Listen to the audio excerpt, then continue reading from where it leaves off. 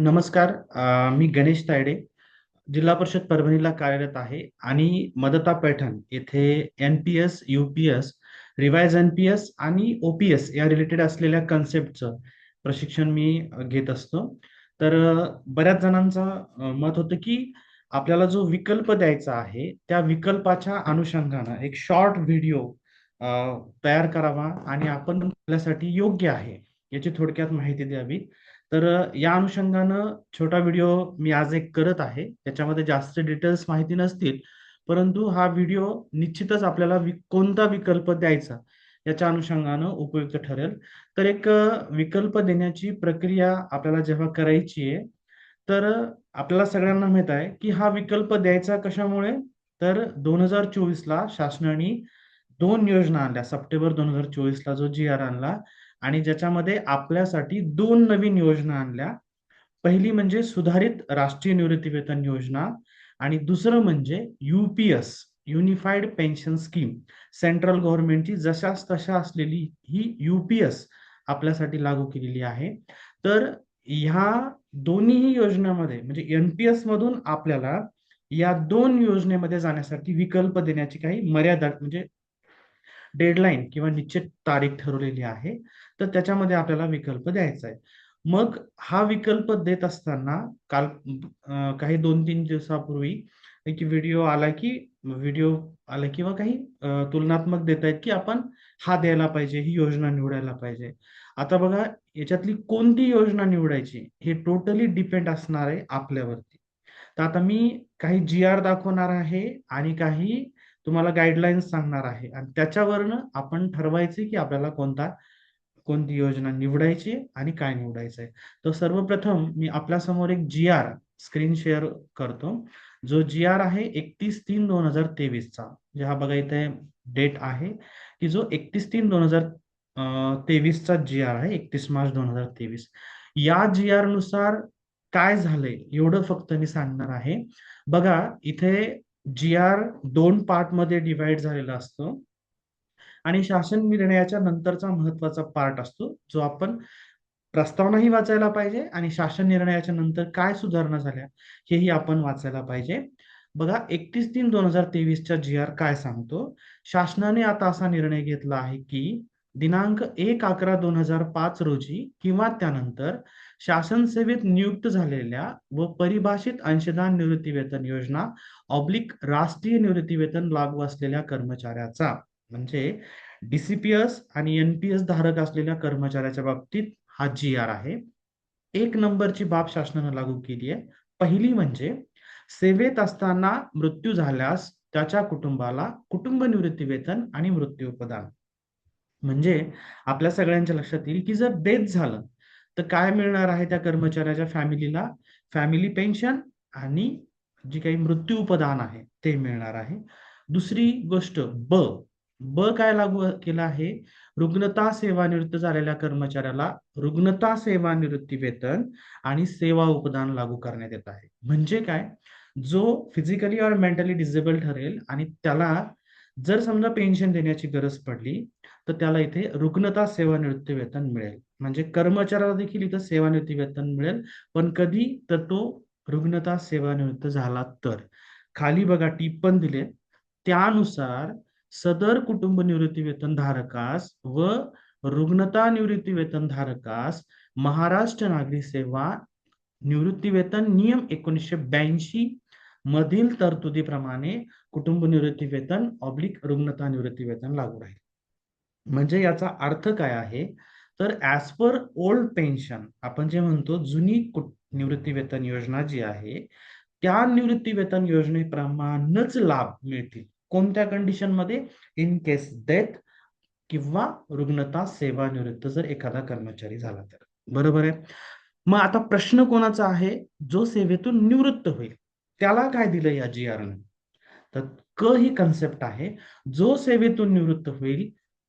म्हणजे बघा क मध्ये बघा, तसेच शासन सेवेतून निवृत्त होणाऱ्या कर्मचाऱ्यांना सेवा उपदान लागू करण्यात येत आहे. म्हणजे काय, तर जो कर्मचारी सेवेतून निवृत्त होईल त्याला काय केलंय, ग्रॅज्युएटी लागू केली आहे. म्हणजे कोणता कर्मचारी? जो कर्मचारी 1/11/5 नंतर लागलेला आहे, जो DCPS मध्ये आहे, जो NPS मध्ये आहे. मग ह्या 3 कन्सेप्ट आपल्याला लागू केल्या आहेत. म्हणजे डेथ झाला तर फॅमिली पेन्शन आहे, रुग्णता निवृत्त झाला तर रुग्णता सेवानिवृत्ती वेतन आहे, आणि ग्रॅज्युएटी तर सरसकट म्हणजे कोणालाही पण ग्रॅज्युएटी लागू झालेली. ह्या 3 बाबी लागू आपल्याला ह्या GR नुसार झालेल्या आहेत. आता प्रश्न कुठं उपस्थित होतो? आपल्याला प्रश्न निर्माण झालाय की शासनानं ज्या 2 योजना आणल्यात. बरं, पुन्हा आणखीन एक गोष्ट सांगतो याच्यामध्ये, की हा हा एवढाच GR नाही, याच्यामध्ये 24 ऑगस्ट 2023 ला एक GR काढला आणि याची कार्यपद्धती सांगितली. कार्यपद्धती म्हणजे किंवा हे लाभ द्यायचे कसे, बरोबर आहे. मग हे लाभ देण्यासाठी शासनानं जो GR काढला त्याच्यामध्ये स्पष्ट सांगितलं की ज्यांचा मृत्यू झाला त्यांच्या खात्यामध्ये जमा असलेले म्हणजे DCPS किंवा आपण जे म्हणतो NPSच्या स्तर 1च्या खात्यामध्ये जे रक्कम जमा आहे, आपल्याला सगळ्यांना माहित आहे, बेसिक प्लस DAच्या 10% एम्प्लॉईज कॉन्ट्रीब्युशन असतं आणि बेसिक प्लस DAच्या 14% एम्प्लॉयर्स कॉन्ट्रीब्युशन असतं. म्हणजे गव्हर्नमेंटद्वारे 14% अमाऊंट टाकली जाते. तर आता याच्यात काय सांगितलं की कर्मचाऱ्याच्या खात्यामध्ये, NPS खात्यामध्ये जमा असलेल्या कर्मचाऱ्याचा जो पैसा आहे, जी अमाऊंट आहे, ती वन स्ट्रोक मध्ये त्याच्या फॅमिलीला देऊन टाकायची. म्हणजे सपोज लक्षात घ्या, 10 आणि 14 हा रेशिओ डोक्यात न ठेवता आपण एक लक्षात घेऊया की 10-10च रेशिओ आहे असं आपण गृहीत धरूया. 40 लाख रुपये कर्मचाऱ्याच्या खात्यात सपोज जमा आहेत. 20 लाख त्याचे कर्मचाऱ्याचे आहेत आणि 20 लाख रुपये शासनाचे आहेत असं आपण गृहीत धरूया, त्याच्या लाभांशासह झालेली अमाऊंट. मग आता इथं काय होणार आहे? 20 लाख रुपये वन स्ट्रोक मध्ये त्याच्या फॅमिलीला देऊन टाकायचे आणि उर्वरित 20 लाख हे शासनाला मर्ज म्हणजे शासनाच्या खात्यामध्ये आपल्याला जमा करायचे आणि त्या फॅमिलीला पेन्शन सेम डे पासून लागू होईल. तर हा जो GR आहे, तर या GR नुसार आपल्याला आपली जमा असलेली रक्कम आपल्या फॅमिलीला रिटर्न मिळणार आहे. आपली जमा असलेली रक्कम प्लस त्याच्यावर असलेला लाभांश, म्हणजे आपण त्याला व्याज नाही म्हणणार, शेअर मार्केट रेटनुसार जे काही ग्रोथ झाली असेल ती ग्रोथ फॅमिलीला रिटर्न मिळते. ओके. आणि शासनाचं जी काही अमाऊंट आणि त्याच्यावरचा जो काही ग्रोथ आहे ते शासनाला आपल्याला रिटर्न करावं लागणार आहे. पण या GR नुसार आपल्याला काय मिळालेलं आहे? तर फॅमिली पेन्शन आणि रुग्णता सेवानिवृत्ती वेतन मिळालेलं आहे. ओके. आणि तसंच सरसकट ग्रॅज्युएटी आपण त्याला म्हणतो. तर ह्या 3 संकल्पना आपल्याला ह्या GR न लागू झालेल्या आहेत. आता आपला प्रश्न कुठून निर्माण झालाय की जो शासनाने 24 ऑगस्ट 2020 सप्टेंबर 2024 GR आणलाय आणि याच्यानुसार 2 योजना लागू केल्यात. आता आपण काय म्हणतो की 31/3/2023 GR आणल्याच्या नंतर देखील आपलं मत आहे की आम्हाला ही काही परवडत नाही पेन्शन. मग शासनानं म्हटले की आम्ही पेन्शनची हमी घेऊया. म्हणजे आता हा GR डेथशी रिलेटेड झाला, परंतु रुग्णता सेवानिवृत्तीचा झाला, परंतु जर एखादा कर्मचारी सेवेतून निवृत्त झाला तर त्याला त्या 31/3/2 GR नुसार काय मिळणार आहे? फक्त ग्रॅज्युएटी. बरोबर आहे. मग आता इथे जो सेवानिवृत्त होईल त्याला काय मिळतं? तर NPS मध्ये आपल्याला सगळ्यांना माहित असेल की आपल्याला जमा असलेल्या रकमेच्या 60% अमाऊंट ही आपल्याला वन स्ट्रोक मिळते. म्हणजे 60% रक्कम ही आपल्याला वन स्ट्रोक मिळते. म्हणजे एक जनरल सांगतो, कर्मचाऱ्याचे आणि शासनाचं दोन्ही मिळून जर 1 कोटी रुपये जमा असतील तर 60 लाख रुपये कर्मचाऱ्याला वन स्ट्रोक रिटर्न मिळतात आणि 40 लाख रुपये सपोज तो अॅन्युटी मध्ये इन्व्हेस्ट करतो आणि त्या इन्व्हेस्ट केलेल्या अॅन्युटीवर त्याला काय मिळत राहतं? दर महिन्याला पेन्शन मिळत राहतं. ओके. पण हे 60 लाख रुपये आपल्याला वन स्ट्रोक जो 5 नंतर लागलेला आहे त्याला वन स्ट्रोक मध्ये मिळतात. बरोबर आहे.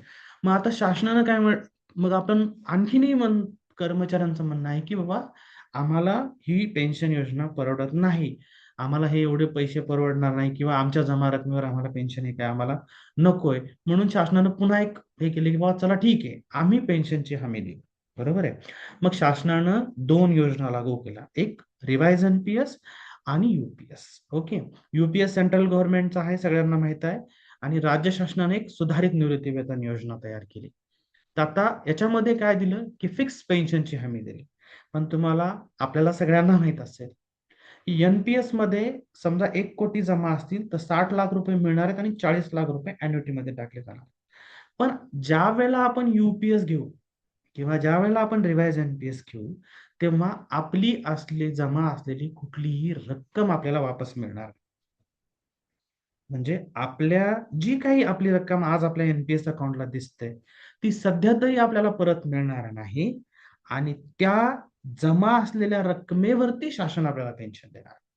मग विचार करा की आपण जर समजा आता ह्या योजनांकडे जर डायव्हर्ट झालो तर आपले जे एनपीएस मध्ये अमाऊंट असेल त्याच्यातला कुठलाही पैसा आपल्याला मिळणार नाही. बरोबर आहे. मग आता तो निवडायचा की नाही निवडायचा हा विचार, म्हणजे मी कुठलीच योजना चांगली म्हणणार नाही, कुठलीच योजना वाईट पण म्हणणार नाही. बरोबर आहे ना. मग आपल्याला ठरवायचं की ही योजना काय आहे. बरोबर आहे. मग आता आपण सगळ्यांना जर विचार केला तर एनपीएस मध्ये इथं काय आहे की जर डेथ झालं तर कुटुंब निवृत्ती वेतन आहे, रुग्णता निवृत्ती वेतन आहे आणि 60-40 अमाऊंट आपल्याला रिटायरमेंटला मिळणार. बरोबर आहे. दुसरी गोष्ट इथे काय आहे की जे अॅन्युटीचे प्रकार आहेत, म्हणजे आपण ओल्ड पेन्शन जरी बघितली तर आपल्याला सगळ्यांना माहित असेल की सपोज पती पत्नी आहेत, पत्नीचा डेथ झाला, पतीला पेन्शन मिळत होती, पण आफ्टर काही दिवसांनुसार पत्नीचाही मृत्यू झाला. मग त्यांच्या फॅमिलीमध्ये आता सर्वजण चांगल्या कंडिशन मध्ये आहेत समज, आणि मुलांचं वय 30 वर्ष आहे, मोर दॅन 25 आहे. मग अशा कंडिशन मध्ये त्यांची पेन्शन कोणालाच मिळणार नाही. बरोबर आहे.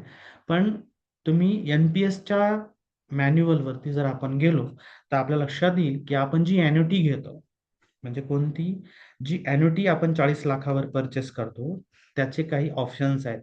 अॅन्युटी of life with return of purchase price आणि joint annuity of life with return of purchase price असं त्याच्यामध्ये ऑप्शन आहे. जर समजा आपण जॉईंट अॅन्युटी घेतली, joint annuity of life with return of purchase price जर घेतलं, म्हणजे काय होणार, 40 लाख रुपये आपण सपोज जर ठेवले तर त्या 40 लाखावरती आपल्याला पेन्शन, म्हणजे जे काही असेल व्याजाचा दर ठरवला जाईल त्यावेळेला त्यानुसार आपल्याला पेन्शन मिळत राहील. आणि आफ्टर दॅट, म्हणजे कर्मचाऱ्याच्या मृत्यूनंतर त्याच्यावरती जे काही अॅन्युटी आहे, जे मंथली पेमेंट आहे, ते त्याच्या स्पाऊस, जो कोणी पती किंवा पत्नी यांना त्याच्यावरती पेन्शन मिळत जाईल. आणि आफ्टर डेथ त्याच्यामध्ये लिहिलं आहे की जॉईंट अॅन्युटी मध्ये after date of the subscriber or annuity holder, the amount of the purchase price will pay to the nominees. आणि इथं नॉमिनीज काय म्हटले, प्लुरल मध्ये म्हटले, म्हणजे आफ्टर डेट ऑफ म्हणजे सबस्क्रायबर म्हणजे कर्मचारी किंवा त्याचा जो काही ज्याला काही अॅन्युटी मिळत होती त्या दोघांच्या मृत्यूनंतर ती जी 40% अमाऊंट आहे will pay to the nominees, म्हणजे ती इतर नॉमिनींना, म्हणजे जे काही मुलगा असेल हे असेल त्यांना ती अमाऊंट डायरेक्टली दिली जाईल. पण कोणतं ऑप्शन आपल्याला निवडावं लागेल, annuity of life with return of purchase price. तर असं जर निवडलं तर त्याच्या फॅमिलीला ती पेन्शन पण, म्हणजे ते पैसे पण कोणाला ना कोणाला, म्हणजे पती पत्नी यांच्या मृत्यूनंतर देखील ते पैसे नॉमिनीजला मिळतील, जे लिगल हेअर ठरतात त्यांना ते मिळतील. तर हे एनपीएस असं आहे. आणि रिवाइज एनपीएस किंवा युपीएस ला जर गेलो आपण तर आपल्याला जी पेन्शन मिळणार आहे, पेन्शन मिळेल. बरं, आता शासनानं युपीएसचे गाईडलाईन्स दिल्या. अद्याप आपल्याकडे असलेल्या महाराष्ट्र शासनाची सुधारित राष्ट्रीय निवृत्ती वेतन योजना ही कशी राबवली जाणार, कसं पेन्शन मिळणार, याच्या रिलेटेड डिटेल गाईडलाईन्स दिल्या नाहीत. मग ज्या गोष्टीच्या डिटेल गाईडलाईन्स दिलेल्या नाहीत, मग त्याचा आपण विकल्प द्यावा कसा. बरं, देत असताना आम्ही तरी काय सांगणार, किंवा मी काय सांगू शकेल किंवा कोणी काही सांगू शकेल का ज्या गोष्टीच्या गाईडलाईन्स दिल्या नाहीत की कशी मिळणार रिवाइज, म्हणजे सुधारित राष्ट्रीय निवृत्ती वेतनाचे लाभ. हे जर जी आरच आणखीन नाही, मग आपण सद्यस्थितीला तरी आपण तो विकल्प म्हणजे द्यायचा तर आपण देऊ शकू, परंतु माझं मत आहे की जी योजनाच क्लिअर केलेली नाही, मग त्याचे विकल्प द्यायचा कसा. बरोबर आहे. मग आता त्याचा विचार आपल्याला करावा लागेल, आपल्या संघटनामार्फत किंवा याच्या मार्फत एक तर एक त्याचं एक्सटेन्शन मागावं लागेल, मुदतवाढ मागावं लागेल, किंवा डिटेल गाईड, म्हणजे पर्याय तर तो नाहीच आहे की जी योजनाच आपल्याला सांगितलेली नाही की त्याच्यामध्ये काय काय कसं कसं मिळणार आहे, मग त्याचा विकल्प देण्यात अर्थ आहे का. माझं तर मत माझं जर मत ट्रेनर म्हणून किंवा मी याच्यामध्ये केलेला अभ्यास म्हणून जर विचाराल, तर जी योजना आपल्याला डिटेल दिलेली नाही, त्याचा विकल्प आपण द्यावाच कसा? म्हणून आपल्या राज्यस्तरावर असलेल्या जे काही संघटनेचे लोक अधिक हे आहेत, पदाधिकारी आहेत, त्यांना अशी विनंती आहे की या योजनेच्या डिटेल गाईडलाईन्स जोवर येत नाहीत, तोवर सदरील योजनेचं एक्सटेन्शन मिळण्यासाठी देखील आपण पाठपुरावा महाराष्ट्र शासनाकडे म्हणजे आपल्या शासनाकडे करावा. आणि दुसरी गोष्ट याच्यामध्ये जोपर्यंत आपल्याला हे होत नाही तोवर आपण याचं गाईडलाईन्स आणि याच्यात काय लाभ मिळणार आहेत हे सांगू शकत नाही. आणि ज्या योजनेतून काय मिळणार आहे हे जर आपण सांगू शकत नाही तर त्याचे विकल्प द्यायचे कसे?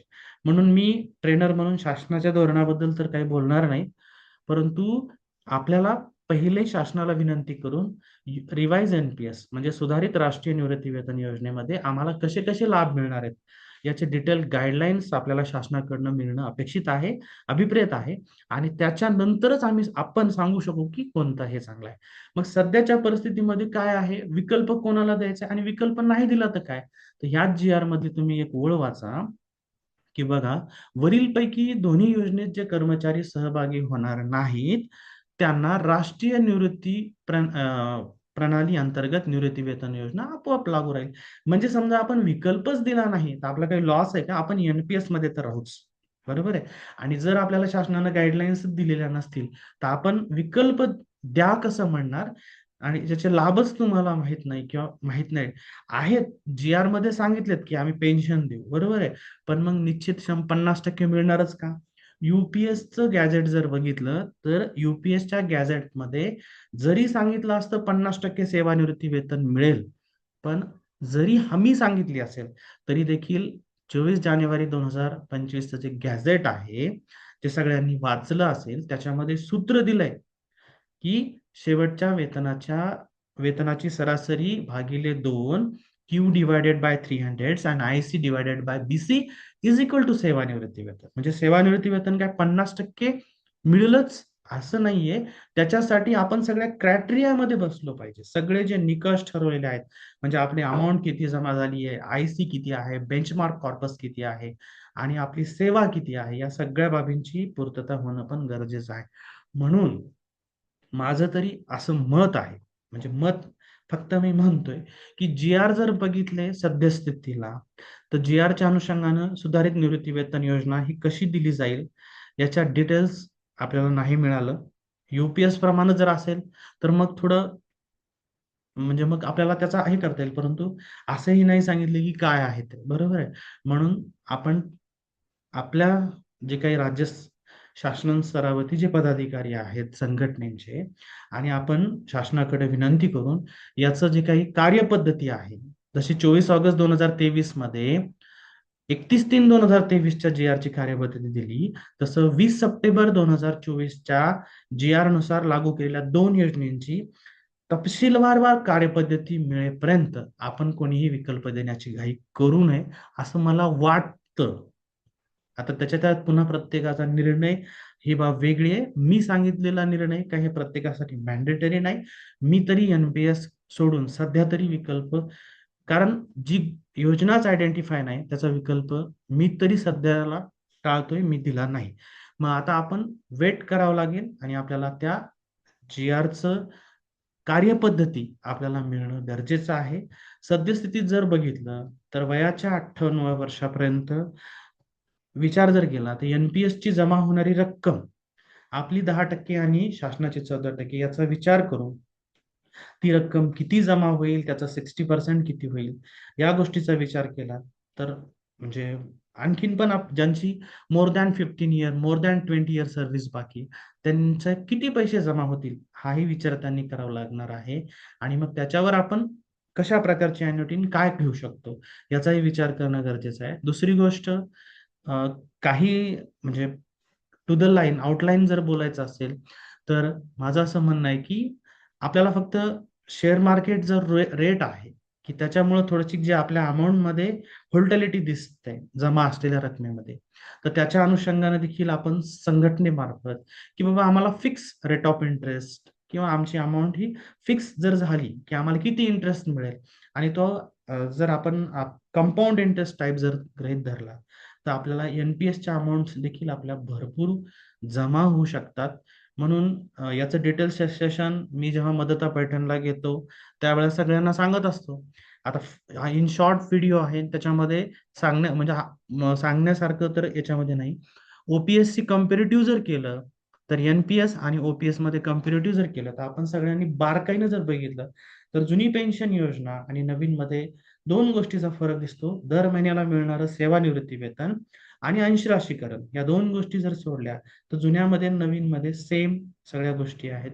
फक्त एनपीएस मधून मिळणारे जे म्हणजे आपल्याला शेअर मार्केटशी असलेली हे या दोन तीन गोष्टी आहेत, त्याच्या डिटेल खोलात मी जाणार नाही आणि त्याच्याबद्दल सांगणार पण नाही. मग मी जर तसा व्हिडिओ असं सांगितलं तर प्रत्येक जण म्हणतील नाही हे या योजनेची हे गोडवा घातात किंवा असं नाही. मी सुद्धा एनपीएस मध्ये आहे सद्यस्थितीला, परंतु आपल्याला हे बघायचंय की शासन जी आर मधून आपल्याला कोणता लाभ मिळतो आणि योग्य मांडणी देखील आपली शासन स्तरावरती आपल्याला शीर्षस्थ असलेल्या पदाधिकाऱ्यांमार्फत संघटनेच्या होणं गरजेचं आहे. हा व्हिडिओ कुठल्याही योजनेला मी हे करत नाही, परंतु माझं असं मत आहे की जोपर्यंत आपल्याला रिवाइज एनपीएसच्या गाईडलाईन्स येत नाहीत तोपर्यंत आपण सुधारित निवृत्तीवेतन योजनेचा विकल्प द्यायचा कसा, तर हा एक छोटासा माझाही तुमच्याकडे प्रश्न आहे. म्हणून आपण थोडं वेट करावं आणि आपल्या पदाधिकाऱ्यांमार्फत आणि आपण शासन स्तरावर जेवढे काम करतो त्या सर्वांनी सुधारित गाईडलाईन्स येईपर्यंत आपल्याला वेटच करावं लागेल असं माझं मत आहे. थँक्यू.